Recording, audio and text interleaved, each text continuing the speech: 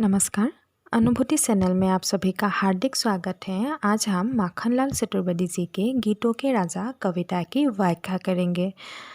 तो माखनलाल चतुर्वेदी जी जो है वो राष्ट्रीय प्रेम या भावधारा के कवि रह चुके हैं। वो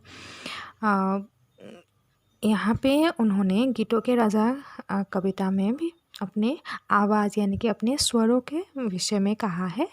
तो आइए देखते हैं।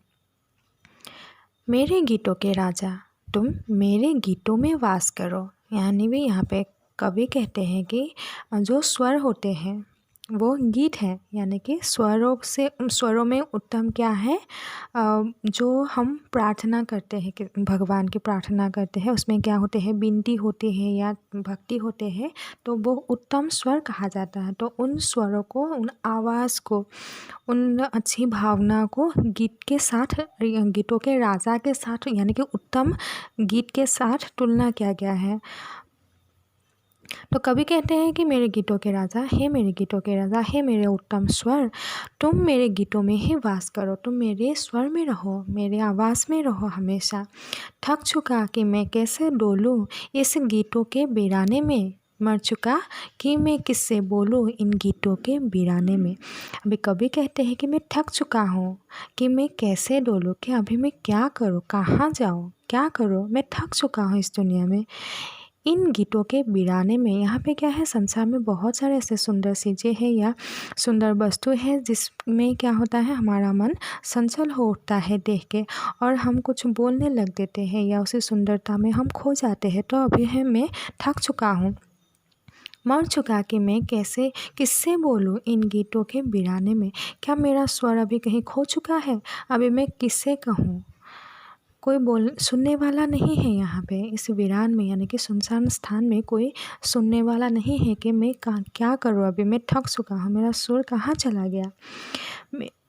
मेरी उसास की दुनिया का अब और ना सत्यानाश करो, मेरे गीतों के राजा तुम मेरे गीतों में वास करो। यानी कि मेरा जो उच्छ्वास यानी कि छोटी सी दुनिया है, सांसों की छोटी सी दुनिया है, छोटा सा जीवन है, और अब इसे सत्यानाश मत करो। यानी कि हे मेरे स्वर, हे मेरे आराध्य गीतों के राजा या गीत, हे मेरे स्वर, तुम मुझे अकेला छोड़ के मत जाओ, मेरा सत्यानाश मत करो।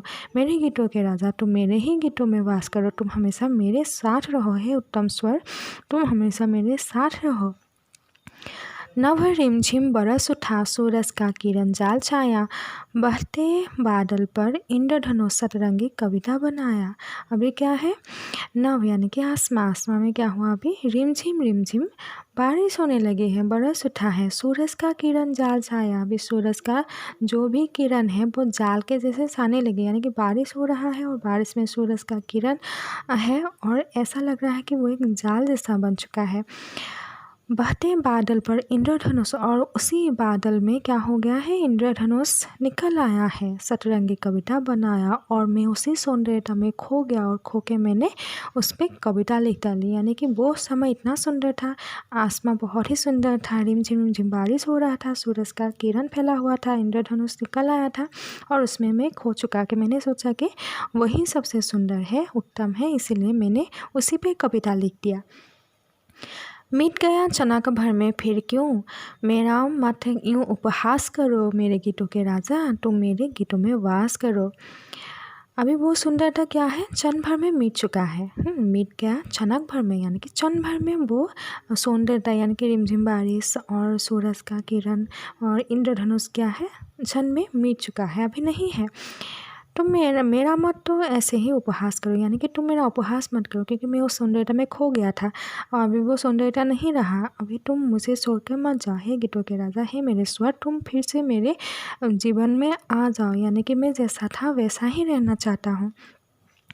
नभ साफ हुआ तारे चमके, निसी ने चमकीले गान लिखे, काले अंतस में अमर चमक वाले अपने अरमान लिखे। अभी क्या हो गया, नभ यानी कि आसमान साफ हो गया, यानी कि बारिश हट गया, साफ हो गया, उसमें तारे चमकने लगे। रात्रि, निसी यानी कि रात्रि में चमकीले तारे आने लगे, और उसी सौंदर्यता में मैं फिर से मोहित हो गया। काले अंतस में यानी कि काले काले अंधकार में अभी मैं नया नया तारा जो है वो चमकने लगा और मैंने अपने अरमान लिख दिए। मैं उस सौंदर्यता में खो गया। क्यों उषा झाड़ो फिर चली, नभ पर थोड़ा विश्वास करो मेरे गीतों के राजा, तुम मेरे गीतों में वास करो।